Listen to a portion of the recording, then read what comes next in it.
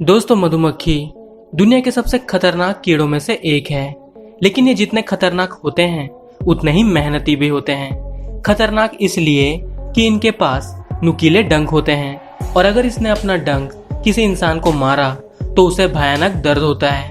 और मेहनती इसलिए कि जैसा कि हम सभी जानते हैं कि ये मधुमक्खियाँ मीठा और स्वादिष्ट शहद बनाने के लिए जानी जाती है, जिसके लिए ये काफ़ी मेहनत करती है। ये मधुमक्खियाँ विभिन्न प्रकार के फूलों का रस पीकर एक स्वादिष्ट शहद का निर्माण करती है। आपको जानकर हैरानी होगी कि ये मधुमक्खियाँ हर साल लगभग 150 किलोग्राम शहद का निर्माण करती है। और अगर बात करें इनके परिवार की तो इनके एक छत्ते में लगभग 20,000 से 50,000 मधुमक्खियाँ रहती है, जिसमें 500 से 600 नर मधुमक्खी होते हैं। और इस छत्ते में सिर्फ एक ही रानी होती है जो इनसे आकार और ताकत में बड़ी होती है और इसीलिए ये इन सब मधुमक्खियों पर राज करती है।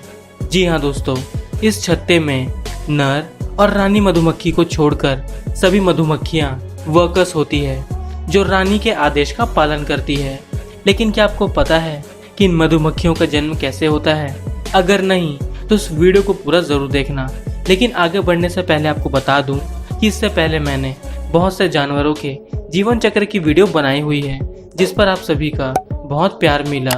और आज हम आपके लिए एक और जीवन चक्र के साथ ये वीडियो लेकर आए हैं। हमें उम्मीद है कि आप इस वीडियो को भी वैसा ही प्यार देंगे। तो चलिए वीडियो शुरू करते हैं।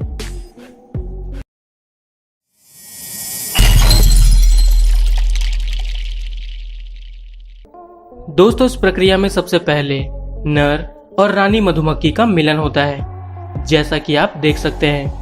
और इनका ये मिलन कुछ मिनटों का होता है।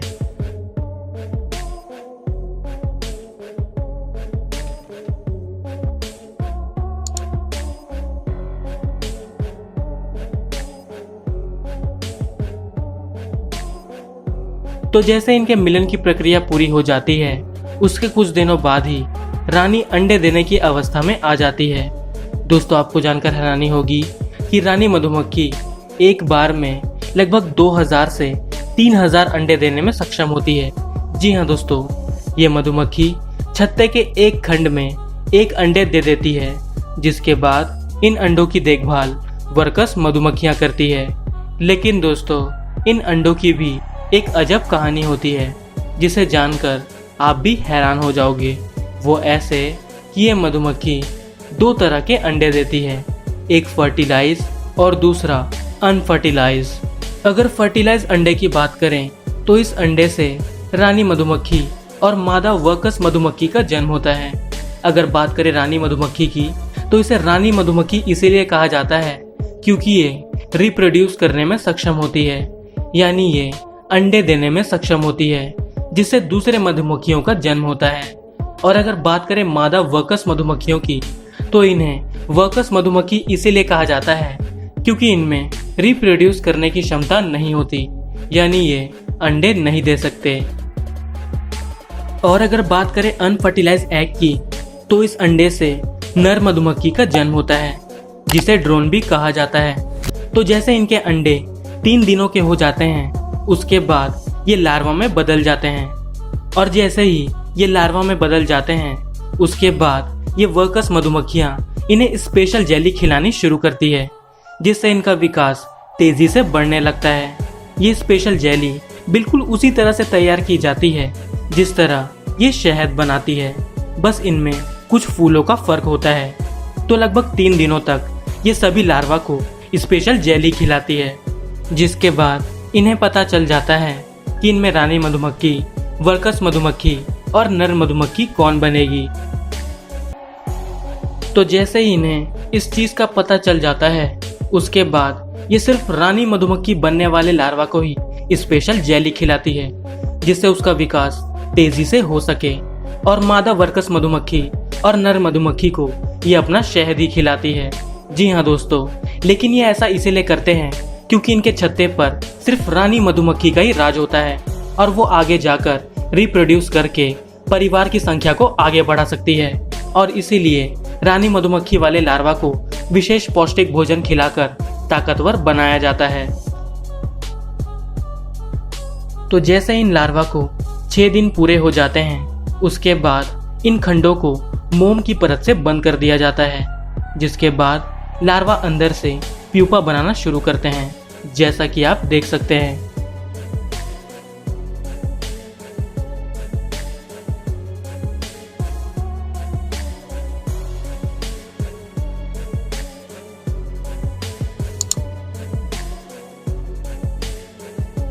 और लगभग 16 दिनों बाद रानी मधुमक्खी मोम की परत को तोड़कर बाहर आती है, जैसा कि आप देख सकते हैं।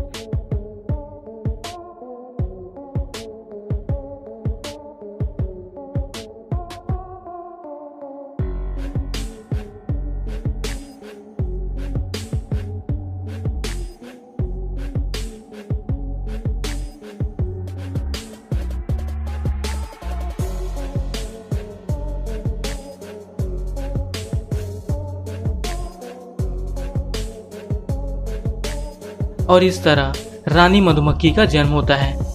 और लगभग 22 दिनों बाद वर्कर्स मधुमक्खी का जन्म होता है और 24 दिनों बाद नर मधुमक्खी का भी जन्म हो जाता है,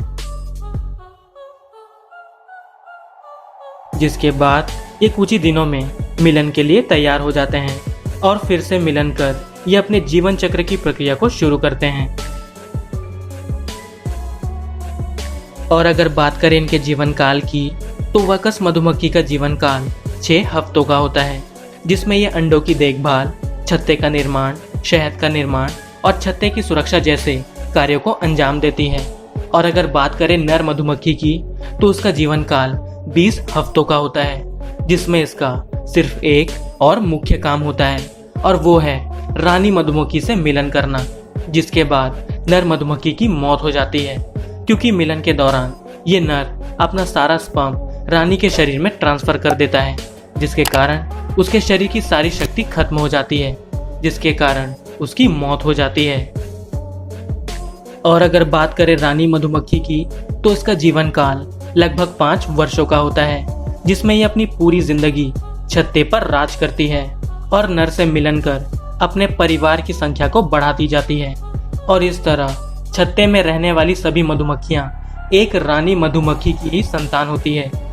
अब आप लोगों में बहुत से लोग ये भी सोच रहे होंगे कि एक छत्ते में तो सिर्फ एक ही रानी होती है, लेकिन जब वो अंडे देती है तो उसमें कुछ रानी मधुमक्खियां भी पैदा होती है, तो फिर उनका क्या होता है? तो आपको बता दूं कि जैसे ही छत्तों में दूसरी रानियों का जन्म हो जाता है, उसके बाद वो रानियां एक एक करके छत्ते को छोड़कर चली जाती है और उसके साथ कुछ वर्कर्स और नर मधुमक्खियां भी चली जाती है, जिसके बाद वो सभी कहीं दूर अलग अपना छत्ता बनाकर अपना परिवार आगे बढ़ाते हैं।